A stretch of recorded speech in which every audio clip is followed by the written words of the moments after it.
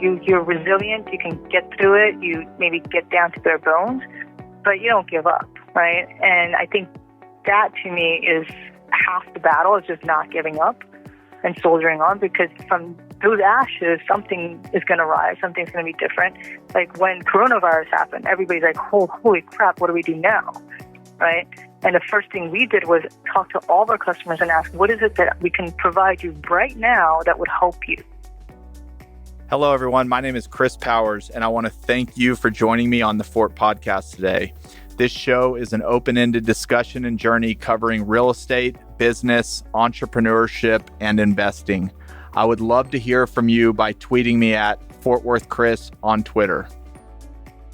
Hey guys, it's Chris. Thank you so much for joining me today for another episode. I have Sce Pike with me today, the founder and CEO of IOTAS. We have a fascinating conversation today about her business that helps multifamily owners, operators, and tenants turn their properties into smart homes. We dive deep into the early days of IOTAS and how it was built. We talk about what IOTAS is and kind of this value proposition of the smart home that is becoming more mainstream. We talk a lot about the recent partnership that they have created with Amazon and where they see the future going in this smart home world, and was really inspired by some of the leadership characteristics that Sce brings to the table and how she thinks about the world. So enjoy, and thank you again for joining me. Sce, thank you so much for joining me today. I just wanted to kick it off with kind of the 2-minute Cliff Note version of your story and what kind of brought you to today and to IOTAS. Sure. Thank you so much for having me on the podcast. I'm really excited and honored to be here. So to dive in, my quick background, I've been in telco mobile forever, since 2000. Launched a company in 2007 that was focusing on mobile user experience. That was a fortuitous time because iPhone came out at the same time. I sold that company later on to Ernst & Young, a digital advisory group. But before I sold it, I was working with a few large heavyweight tech companies on smart home and smart home offerings for those tech companies. And what came about, though, in that realization was that the true market of where smart home was going to take off was in multifamily, because all the early adopters of technology were living in multifamily. They didn't own, nor did they have any plans of owning real estate anytime soon. And so luckily for me, a building developer approached me asking for technology differentiation for their building. And that was when the light bulb went off. I was like, oh, this is how it's going to happen. It's going to be part of the infrastructure of the building. And when residents move in, it's just going to work. It's going to be like magic. And any real, true technology advances in the past is not any differentiated from magic, right? That's how I wanted IOTAS to be, how I wanted a smart apartment to be. They walk in, everything just works with voice control or automatically. You walk in, things turn on. You walk out, things turn off, lock behind you, so on and so forth. And that's how I imagined IOTAS to be, and that's why I'm here today. So you launched IOTAS in 2016. Can you kind of maybe paint a picture of what things look like early on from just kind of the startup standpoint, building the team and kind of getting going? Obviously, you were kind of already having momentum in the space, but what did the early days look like? Oh, yeah, sure. So the early days, our office was actually inside of an apartment. So the same developer that asked us for the technology differentiation for their building, we asked them, hey, could we have an apartment as an office? And so they initially gave us a 1-bedroom apartment, and there was about, 6 of us in that apartment coming in, reporting to work, testing, putting things in the walls, testing. And then we eventually got a little bit bigger because we got some funding, and we asked to be moved into a 2-bedroom apartment. And then we got a little bit bigger and asked to be moved into a 3-bedroom apartment. And when we asked for a 3-bedroom apartment, they're like, no, get out, get a real office. We're like, yeah, but this is like the perfect test environment. And so, the early days was pretty awesome to be able to really live the product, right, inside the apartment and really understand how flow would be, how things would work, to be part of the apartment community, to see what would make a difference as well as we rolled out. So we could literally go talk to our users because there was also a grocery store down below. And so we actually got kicked out of the grocery store at one point because we were like kind of canvassing inside the grocery store and would walk up to people and be like, hey, which UI do you like better? This or this? What about this color? Which one do you like better? And like a store manager followed us and they're like, you can't do that. You're not allowed to canvass people here inside the store. I'm like, this will take a second. Okay, we're out. But it was a great environment. I mean, I highly recommend anybody who's going to try to do a startup to just like really get in there and get your hands dirty. And that's probably one of the best feedback loops I've ever heard of. Really? That's good. So are there things that about the product today that maybe wouldn't exist had you not, I mean, because of your business and what it does to make multifamily and multifamily units into a smart home, are there things about the product today that might not have existed had you not started the business kind of in your own world that you were going to start building for? I mean, that's a super unique kind of way to build a business. Not everybody can do that. Yeah, so I think what wouldn't have existed because we were so close inside the apartment community was we could follow along with the property managers, right? And see the kind of, I would say, wasted labor that the property managers were doing. So this particular property is a mid-rise spread across 3 city blocks. And it's 200 units. And when it's first leasing up, these leasing agents would run around turning on lights to make the building seem occupied, right? And which makes total sense because, people who are first moving in, they don't want to live in a dark building and it's somewhat disturbing. So they would run around doing this, turning on lights, turning on thermostats, turning off thermostats. And we're like, God, that's such a waste of time. We could do that with the push of a button. Why don't you tell us, like, you need that? And so we created automations for vacant units and routines. So things happen during business hours, after business hours, during evening hours when you need those vacant units to look like they're occupied, randomize those lights, whatever it was. And so that was the early days, and where it's not at now is so much further along, but so necessary, especially after coronavirus and COVID hit. Certain regions completely shut down, right, where they had no staff going into the buildings. And so they really needed information off of the buildings, like notifications of entry, guest entry, notifications of leaks, any sort of like potential issues around humidity, common areas and such, right? And so that's where things are at now. And I'm so glad we had that opportunity to create the logic around automation for the entire building versus just the in-unit, because now it's so crucial to be able to do the notifications, maintenance alerts, and automation around those buildings. So yeah, crucial things to be able to do it and understand it from the get-go. Can you explain kind of the IOTAS product from the software perspective and then kind of how that integrates with hardware? And to confirm, do y'all build your own hardware or do you just partner with other folks? Sure. So yeah, I guess I should have started with that. So IOTAS is a full smart property automation service. We do everything from access entry into the building, guest access entry. We do self-guided tours.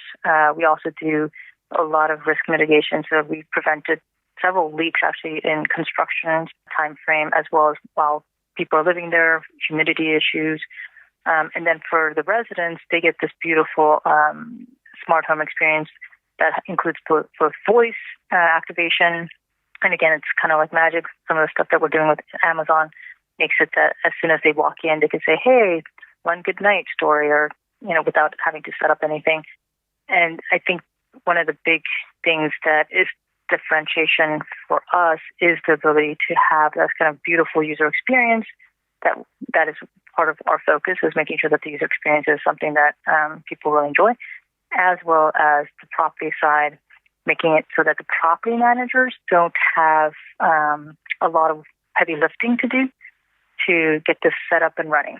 So does that answer your question? That does answer my question. The hardware question. Yep. Yeah, and then on the hardware side, we only make our hub. We are hardware agnostic, hardware selective, but hardware agnostic. We would rather always partner with best-in-class hardware providers versus trying to make our own hardware. So for us, we will never go and make the hardware except our hub. And even then, we do see this opportunity where the hub may also go away too. And so for us, really what we think of ourselves and our company is like fleet management of IoT devices. And IoT devices could be manyfold. It could be smart appliances coming down the pipe. It could be leak sensors. It could be doors. It could be EV charging stations, whatever that is. That's what we like to integrate with and work with versus build our own. So explain that. So are y'all a better fit for somebody that's building something brand new and integrating them with during the construction phase? Or are y'all able to come into an existing building and integrate the same way? Or is it two kind of different processes? So we are doing both. I would say now we're probably about 50-50. 50% doing new construction, 50% doing retrofits. There's some interesting models that, we're capitalizing for the retrofits, right? So that we can help service retrofits, if you will, through connectivity, so internet connectivity. So being able to tie in internet connectivity, which will offset the cost of capital outlay for IoT solutions. And so financing the whole thing together into like one bulk plan. But for us, it doesn't really matter. The only thing I would say is like from a cost perspective, because we are financing through internet connectivity, it shouldn't make a huge difference on the cost side. Hopefully it's a revenue stream for retrofits. But if you weren't going to do that as a developer, then yes, it would be slightly more expensive than doing it as a new construction. Because in new construction, it's not the cost of the hardware, because the cost of hardware is nearly the same as dumb stuff, like the dumb locks and the smart locks are about the same price point. The thermostats are about the same price point, right? So there isn't that much more outlay for making your building smarter in new construction now than there is for retrofits. Right. So if I own an apartment building and I already have kind of all my appliances in, I have, washer and dryer, and then, a tenant already has their TV set up and, other things that are electronic in nature or connect to the internet. What is IOTAS' process for coming in and connecting everything together so that it's all on the IOTAS platform? Yeah, so it would be our hub, right? So mainly our hub, and we would change out the door locks and the thermostats and provide sensors. So the majority of the packages that are for retrofits, it's really for risk mitigation from what we've seen. And a lot of it is around leaks, but also labor savings. So, and providing like touchless touring, so the self-guided touring, what we call prospect tour, have been the major drivers right now of retrofitting older buildings. So 4 products: leak sensors, door lock, IOTAS hub, thermostat have been kind of the main drivers for retrofits. And they're fairly easy to install and replace. So those are the things that we're seeing. And leak sensors are a simple placement. And what are some of the things, like what are the most common ways that tenants use the product? Obviously for opening doors, you'd mentioned your partnership with Amazon, which I want to get into, but what would like a typical tenant say if they were saying, this is how I use IOTAS? Yeah, no, that's a great question. I think one of the things that we were surprised by when we kind of looked at the data, because we thought locks would have more dominance or thermostats or whatnot. It's still primarily lights and heavily voice. So anyone who has our system and has like an Amazon or a Google, the average daily usage, we're probably at 30-40%, which is pretty high because if you compare that to a social networking app, that has an average daily usage of like 50%. Utility app is at like 25%. And we're kind of getting up there with social networking. And we were trying to understand like what was really the driver behind that. And lighting control is actually really high. We were surprised to see that. So are people like setting up timers if they usually get home from work around 5, the lights are kind of maybe come on at 4:45 so that things are ready, or maybe the air conditioning turns on, 15 minutes before they get home, or are they just walking in the door saying, turn on the lights? I think it's more the latter. More common to see the latter, more common to see like teens set up like, hey, dinner time, turn on dinner time. Alexa, turn on movie night, or Google, turn on bedtime, things like that. And then at the property manager ownership level, the property manager has more control over kind of the common spaces and things that are run in the building that are more of the owner or property manager's responsibility? Correct. And usually those are automated. But we will go in and make sure that the automations have been set up correctly, especially during the polar vortex of last year. We just, our customer care team just went through and checked and make sure that everybody's temperatures were set correctly during polar vortex, to make sure that, nothing happened in these buildings. So if they hadn't set their bottom and top thresholds, for example, for both occupied as well as vacant. Vacant, you have full control, but with occupied, for many privacy law reasons, we are investigating whether or not we can do this. We will only set alerts for bottom and top thresholds for thermostats. So if they exceed it or drop below it, then they're notified. But yes, there's full control. And then we also have reporting as well to kind of really validate, like, these things are being used, how they're being used, and so on. So you should have gotten a monthly report. Actually, it's going to your property management staff right now, of what you're getting, what's working, what's not working, how many things are online, offline, and how many automations are being run in your property, and how much time that's saving you. And so if you're going to you have tons of data now, and you're going to a new potential customer, is there some type of average savings on utility bills that are averaging, or it's just kind of case by case, or what's kind of the data behind that? Yeah, so we're showing in the report how you compare in terms of labor savings to all the IOTAS buildings. We haven't rolled this particular one out as a free report. We are looking at it as potentially an upgrade reporting, but where you get a grade as part of how your building is doing. So like an A minus, B plus, compared to other buildings that have rolled out smart solution like ours. And if you come across an owner and it's like your building is super inefficient, are you all providing kind of the roadmap for how to create the efficiency? And do y'all actually do that work, or do you just give them a recommendation of what to do to make their building more efficient? No, so we check these reports. So our account managers check these reports. And so it's not just for energy efficiency, but it's also for labor efficiencies, right? Or like how the building might have been set up, around the polar freeze. We check those and make sure that it has been effectively set up. So we'll contact our customers, or our account managers will contact our property owners and say, hey, by the way, if you try it this way, you will probably get better results. I can't remember how you said it earlier. You said that, do y'all want to kind of have like a white label API that anybody can kind of plug into in the long term, or what's kind of like the long-term vision for how your IoT setup works? Sure. So this is interesting. So we are working with a lot of different telcos and ISPs and providing a solution for them as well. So yes, we white label select partner solutions. So we are powering particular telcos and ISPs right now. Got it. Is there anything since you started the business to where you are today and we kind of talked about early on how the product was developed while you were officing inside the apartment community, but from like where your vision was in 2016 to today, is the product doing something maybe today that you didn't think you would have been doing back in 2016? Oh, this is a great one.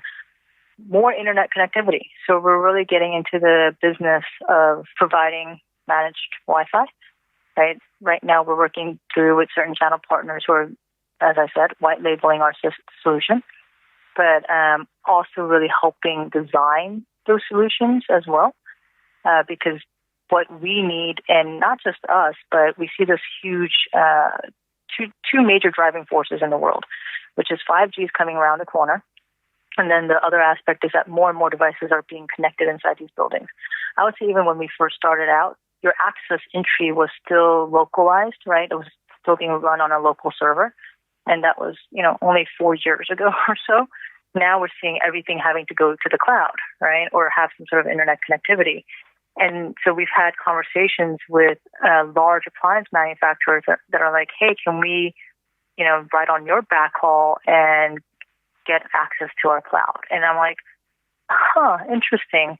More and more companies are going to need internet connectivity. So more and more IoT companies that are approaching these real estate developers are going to need internet connectivity. And right now it's such a headache. And it's such a headache for you all to manage like 40 different providers and not just sign contracts with them, but now think about how to get them online and serviced and then integrated as well. So there's two components to this, which is the connectivity part and then the kind of the IoT brain or the IoT cloud part that integrates those things to actually talk to each other and be useful together, right? So that's where we see some of the bigger things. We always knew that the IoT brain would happen, but we didn't think about that the connectivity, the I in IoT, the internet, had to happen first before the things could really like connect to each other. And so that's where our shift has been, is like we're really getting much more involved in that area. What do you mean by the IoT brain? The cloud portion. Got it. So really, all these solutions are so heterogeneous. They barely talk to each other, and there's really no one like making them talk to each other, right? And so I think things are getting better over time, but it's still so haphazard of like how they talk to each other. But it's so useful. So let's just take like a smart appliance, because we're actively working on this, where if you had that smart appliance company has a network of maintenance folks, right, and that appliance is under warranty, it sends a message to our IOTAS cloud. IOTAS cloud then sends a message out to Yardi or RealPage or other PMS solution and says there's a maintenance requirement. Maintenance ticket gets issued. That maintenance ticket also then triggers us to send over to whoever, to that appliance manufacturer's back-end service group, an access code into the building, access code into the unit, notification to the residents that somebody's going to enter their unit to service that appliance. And so all those things are touching, 4 different clouds at that point. So something has to integrate that, but it has to be that seamless, right? And it has to be that automated. Otherwise, like, I can't even imagine like a leasing agent who's supposed to lease up 100 units trying to coordinate that, right, across whatever number of appliances. And so that's the future we see, and that's where it becomes really interesting and exciting. What are like, and this was a question that somebody had come through on Twitter with, but what are the biggest bottlenecks kind of standing in the way of IoT scaling more rapidly? Like, what are your biggest challenges ahead? Yeah, so I would say right now it's connectivity. And so we figured out how to connect our products because we knew that that was going to be something that is critical. But I would say some providers kind of came into the picture thinking that, hey, Wi-Fi is going to be here. Oh, or I can just connect to, such and such network, and then realizing that they can't and that we were like the only option to connect them. And so, connectivity, I think, is the big one that certain big solution providers, they were very much thinking single family, right? And that they have designed their product to be Wi-Fi capable when there is no Wi-Fi there, right? So providing that, I think, will help some of that bottleneck.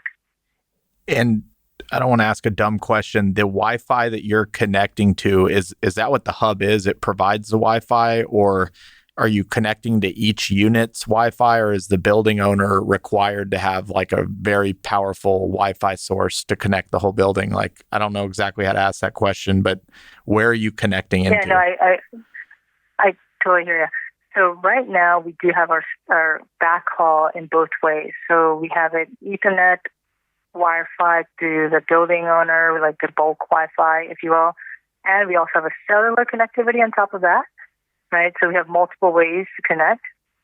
But we see that the future has to be through bulk IoT, kind of maybe a reduced cost of Wi-Fi for that building. But I think really there's some really interesting business models that could come of that too for the building owners, where they can revenue share on what that bulk IoT looks like. So for us, we're actually starting to roll out managed Wi-Fi or managed internet connectivity. Yep. I love it. So Google, Amazon, Apple, for years we've been hearing that they're, the next thing they're going to go after is obviously the smart home. You've seen Google make products like the Nest and things that are becoming more mainstream. Amazon has been very vocal about wanting to continue to get to the end user through their home. You've heard of Apple, and y'all recently kind of formed a partnership with Amazon. Can you kind of speak to how that came about and, maybe why you didn't try and partner with Google, or maybe you're trying to do that too, but maybe how the Amazon thing really came about and what you're going to be doing there? Yeah, sure. So we've been talking to them. We're neighbors. We're in the Pacific Northwest. We're in Portland. They're in Seattle. And we've been selling alongside them. They've been selling alongside us, thinking about us, thinking about them. They try to go head to head with us as well. And I think we all decided that it'd be better to partner because kind of going back to, true technology is indistinguishable from magic.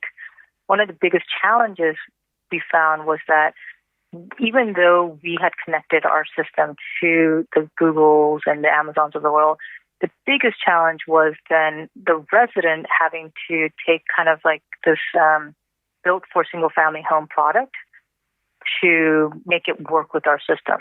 So for them to sign on their account and then download the Amazon app or Google app and then sign in and then find our skill, download that skill onto the Amazon app, it was about an 11-step process. So even though real estate developers were giving some of these away as resident gifts, a lot of the time they were just being thrown into a drawer, right? Because it was such a headache. And so for them, for the Amazons and Googles of the world, they want to be connected to the resident. But the residents are just tossing it into a drawer because it's just a headache to connect, and it's not going to help. And so, a few of these companies approached us and said, what is the one thing we can do to increase our usage? Because we told them the stats. We told them, hey, look, when we do see usage is really, really high, right? Your interface is how some of our customers primarily interact with IOTAS when it happens, when it's not tossed into a drawer. And we said, fix the issue for us, help us fix the issue for you of the 11 steps that it takes for a resident to get Amazon working with our system. And they said, okay. And they went to town. They went and figured it out, came back and approached us and said, hey, would this work?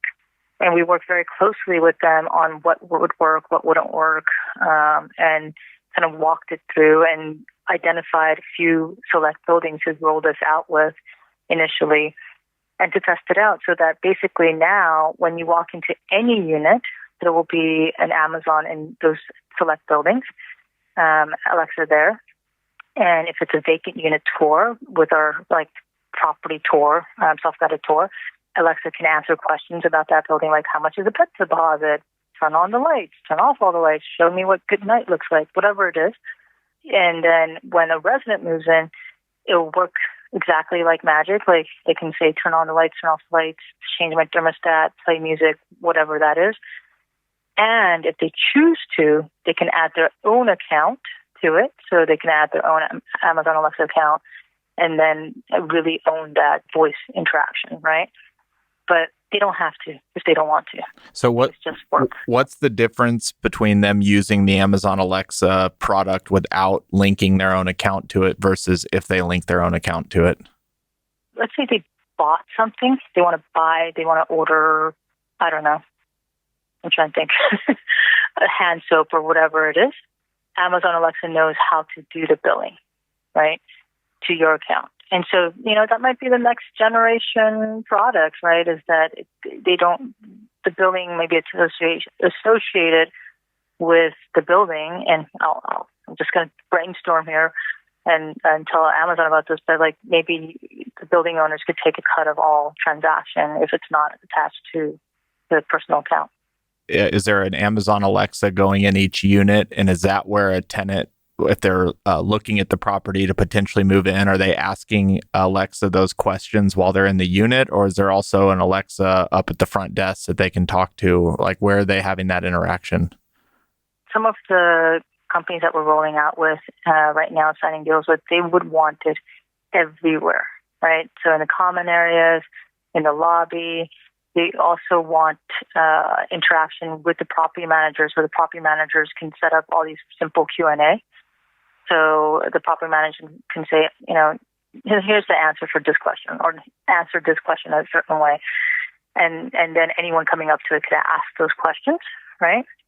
And so that's where it becomes really interesting, where if you have like an art installation in your building, you can have question Alexa and say, hey, tell me about this art installation, or tell me about the pet washing station, or whatever that is. And is this an exclusive partnership with Amazon? Are there other folks partnered with Amazon, or, how does that look? No. Yeah, no, we don't typically sign exclusivities. I don't think Amazon would either. Yeah. How was it like working with Amazon? Obviously, one of the most innovative companies on the planet. Has it been a really cool experience just kind of getting to learn from them? Yeah, no, they've been great. And I really enjoy working with the Google team as well. The slight difference might be that Amazon team has been just active a little bit longer from a property management side of it, right? So maybe that's a slight difference, but they've been really cool to work with. They really do live their ethos of, I don't know if you guys are familiar with like their day one, day two analogies and their two pizza analogies, where there's no team larger than two pizzas can support or something like that.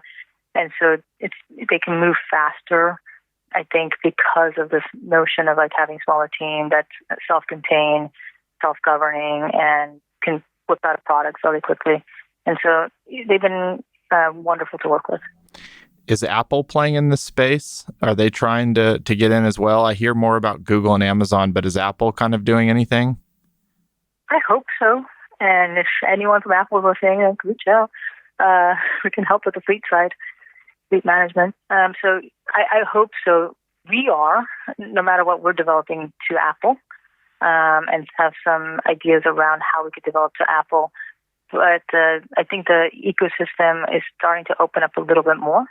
Before they were pretty tight. So hopefully we'll see some more interactions with Apple soon. So don't mean to ask, too private of a question. I don't even know if this is a private question, but does Amazon eventually buy you, or who buys an IOTAS? Obviously, you're a venture-backed company. What does an exit look like in this space? Who would want you? Oh, boy. Well, one of our competitors just recently exited to RealPage. I'm sure you saw that. Okay. I think there's numerous different potential exits. We would like to go acquire a few companies before we do that ourselves, because we have really strong venture backing. And so we think we could go pretty far before we exit, or exit for a very good reason. But yes, I would say that there's definitely tech companies out there who are interested, telcos that are interested. Interestingly enough, we've been also approached by large integrator servicing companies as well. So that's one of the interesting parts. But PMS companies, sure. Everyone who wants to be in the real estate business has kind of approached us already. And I don't mean to ask the dumbest question of the day, but what's the definition of a telco from your perspective? Oh, yeah. So for us, it's anybody who is doing connectivity. So it could be the AT&Ts, the Verizons, Cox, Charter, Comcast of the world. I didn't ask you when we first started, but how did you get into this whole industry, even with the first company that you founded? Like, what brought you into this world? Into just tech, or? Yeah, into this kind of telco tech type of world. It seems like that's what your first company was. That's what you're doing now. What got you interested in all this? Because I tried to start a company in 2000, and the dot bomb happened, and I looked around at the demise of all these internet companies, and I was like, okay, what's next? What's really going to happen that's big next? And I kind of had a hunch that it was going to be smartphones, and I joined Palm at the time, was like the smartphone manufacturer. Oh yeah, I had no idea, like Apple, like who knew Apple was going to be? I ended up in Silicon Valley right after college. And that's how I got into the tech industry. But even in college, I had my own like web design company. that I launched. I was always really interested in programming and technology, but I was an art major, so go figure. But the art program taught me to code. So it's totally random, but the art program was electronic arts and taught me to code, taught me to weld, taught me to do a bunch of different things that were more, I guess, techie, and got really lucky, ended up in Silicon Valley, and that was kind of the rest of the story. I'll never forget when my dad brought home a Palm Pilot and it had that little stylus pin with it. I just thought the world was so far. And then the BlackBerry came out and just the world was getting so much better. And here we are today. And I don't even know if I know BlackBerry still exists. Does Palm Pilot still exist? No, they got bought by HP. I'm so sad for them. I still have all my models of the phones that I worked on. How'd you do with your web design business? Was that just a hobby, or was that something that you bought and sold, or what happened there? No. It was it got me from college to being able to have some cred to start in a consulting job, and so it got me into a consulting firm, and so that led to more opportunities. But yeah, no, that one I just kind of tabled after I got a real job.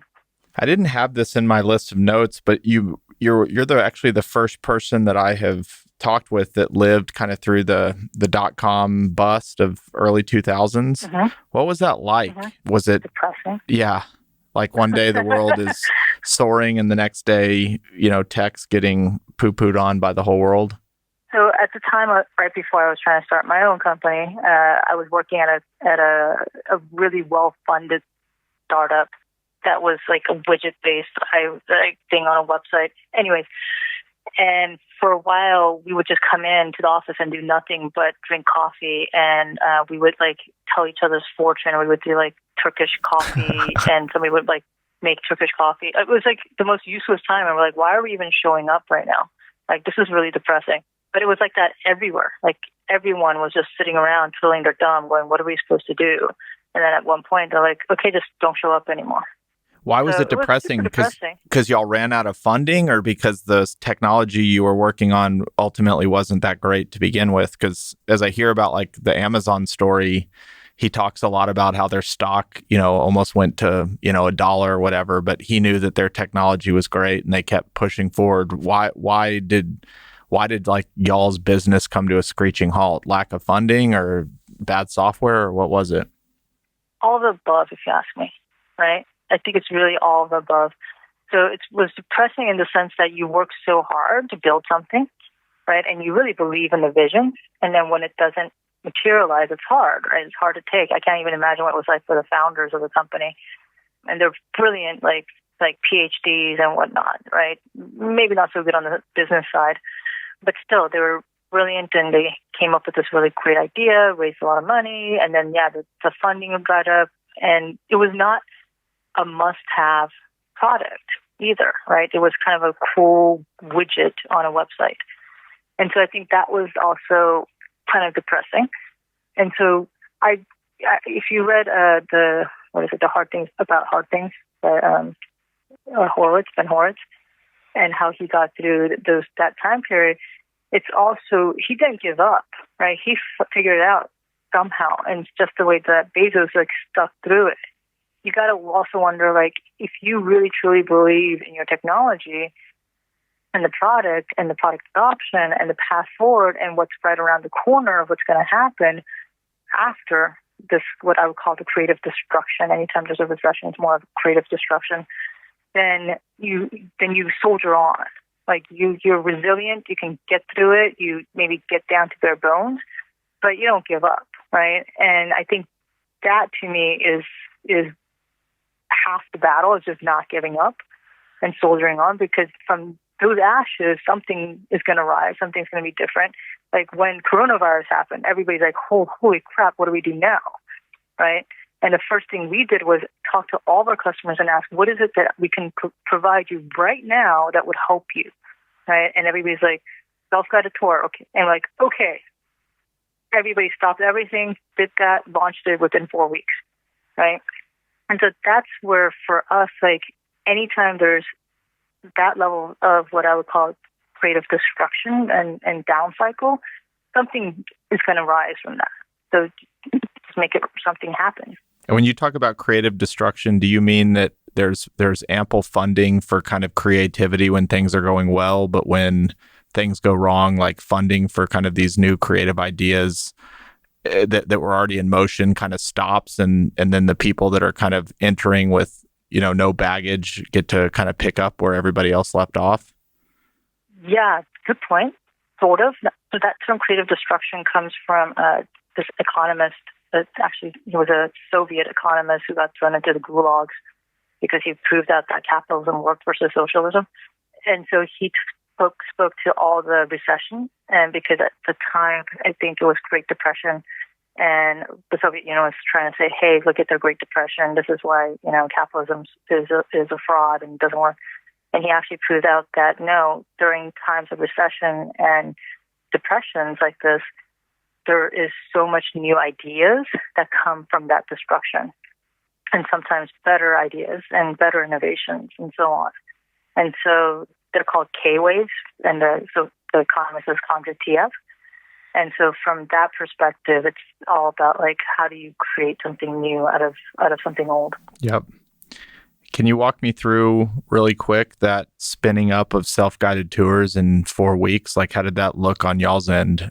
Y'all were all obviously probably working remote or from home at that time. Like, how did you come up with this innovative product, ship it in 4 weeks, and provide value to your customer?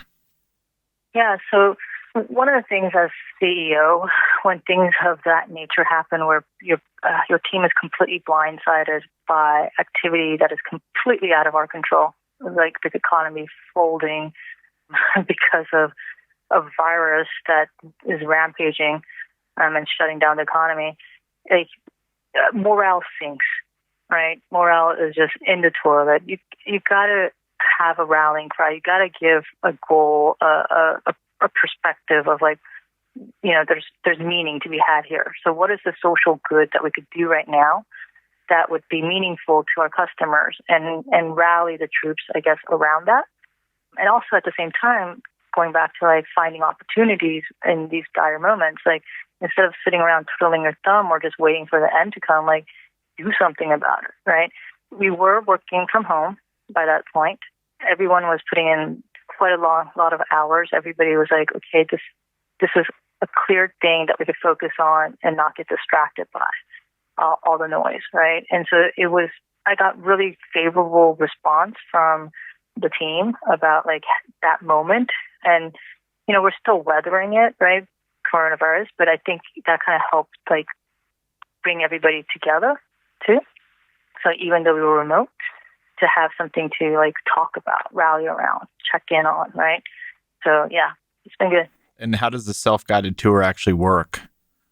So typically, the first thing we did was we worked with like BMX or existing access entry, Butterfly MX, existing access entry groups to allow access into the building. And then you can convert 10 units to be shown, or vacant units to be shown, or just the model units to be shown. And it's low cost. It's, I don't want to say like $200 a month or so. And it's really easy setup. So, or if you're already a customer and you already have smart locks on all your doors, then we just activate it for you and you're good to go. And the way that prospects find you through your website or whatnot, they go and schedule the time that they want to see the units. We also do an identity verification first and foremost, right? So capture driver's license and whatnot. And then after that, we send them an email of like their appointment time. And then when their appointment time rolls around, we'll send them another email that is QR code for systems like Butterfly MX that they can scan to get into the building, and an actual door code, a PIN code that they can use to access the unit itself. So there's no app to download or anything like that. Do I have to go to the owner's actual website for the property, or can I do that through like apartments.com or, whatever people use to search for apartments? It's however the owner wants to set that up. If they want to put it on apartments.com, that's totally fine by us. But they can use, typically, like most owners are having it go through their own website. That's super interesting. I just have to say, you're super thoughtful as a leader, and just hearing you kind of talk about the rallying cry and team morale and downturns and things like that. Where do you kind of learn your leadership style? Has it been a mentor or reading? You're very, very thoughtful. Lots of reading, but better leaders than I. I have a really strong mentors that I've been so lucky to have in my life that I've pursued to be my mentor too. Yeah. It wasn't just like, hey, luckily happened upon this mentor. I literally had to ask a few of them like for months, right, to mentor me, and they agreed, right? And so I've been really lucky to have really strong CEOs, past CEOs who helped me be better at this. And this is kind of off topic, but you are living in Portland right now, right?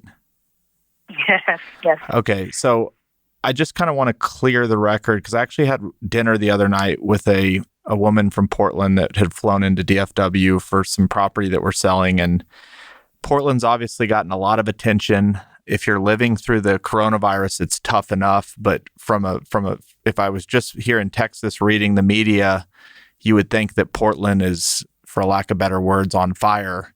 What's the reality in Portland right now? It's beautiful. It's sunny. It's about 80 degrees. Yeah. It's not. It's that is happening late at night. It's about 2 city blocks, usually not really in neighborhoods, really. And maybe it's just me, and I'm fortunate enough to live in a neighborhood that's not impacted by it.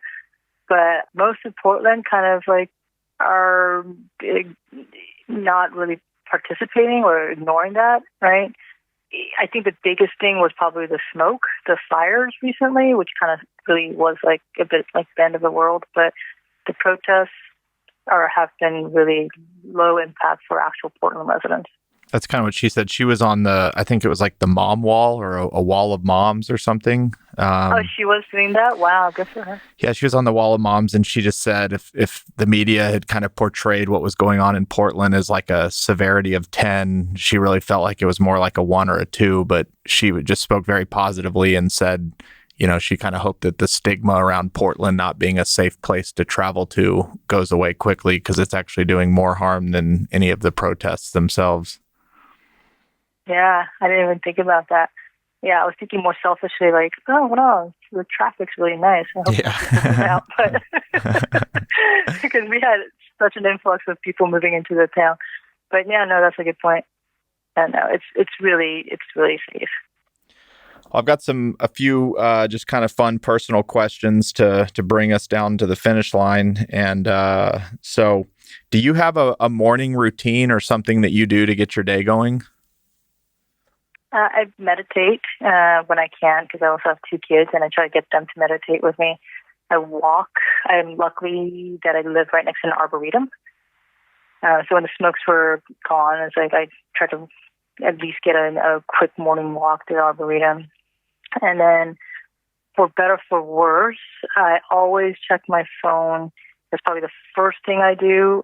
Not proud of it, but it is right next to my bed. So I check to see if anyone's texted me, emailed me, anything I need to press on immediately.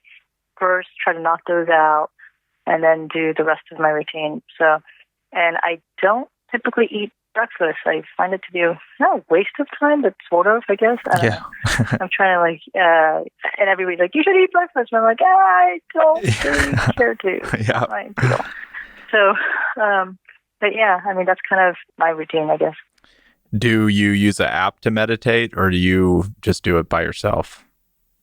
I do it by myself. I stayed in a monastery for a bit, so know how to do it. But yeah. Yeah. What's the best advice somebody's ever given you? Oh boy, I think it's a general advice that I've heard over and over again, which is like don't sweat the small stuff. It all works out. Like everything will be fine. Just keep your cool, kind of thing. I just heard this recently. I don't know if this is a real Chinese proverb or not, but somebody said, if something's not working, why get mad? If it is working, why get mad, right? It's like, if something does work, great. If something doesn't work, great. There's no need to get mad about it. So, yeah. I love it. Keep it cool. Any books that have inspired you or things that come to the top of your mind when you think about reading? I'm trying to think. I am a huge fan of Patrick Lencioni and any of those books that he's put together, from just the career development, team development. I tried several books that actually gave me more anxiety reading them.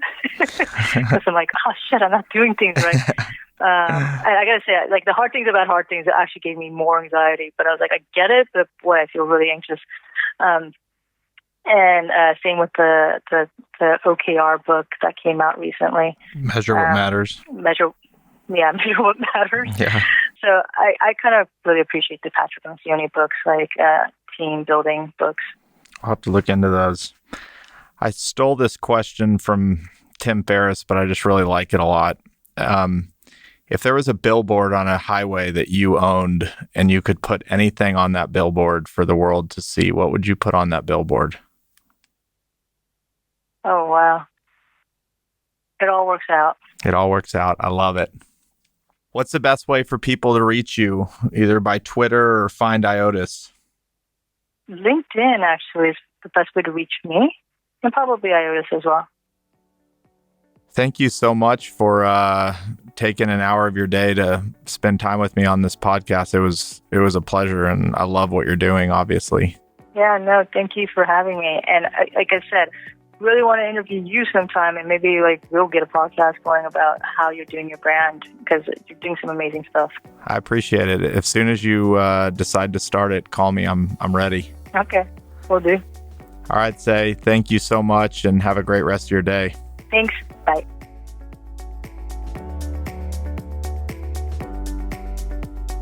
Hey everyone, it's Chris here again. Thank you so much for joining me on this journey. If you enjoyed the show, please subscribe to us on Apple Podcasts, leave a 5-star rating, or write a quick review.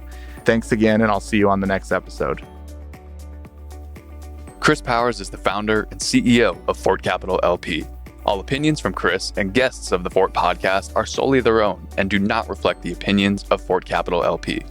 This podcast is for informational purposes only and should not be relied upon for real estate or investment decisions. The Fort with Chris Powers is produced by Straight Up Podcasts.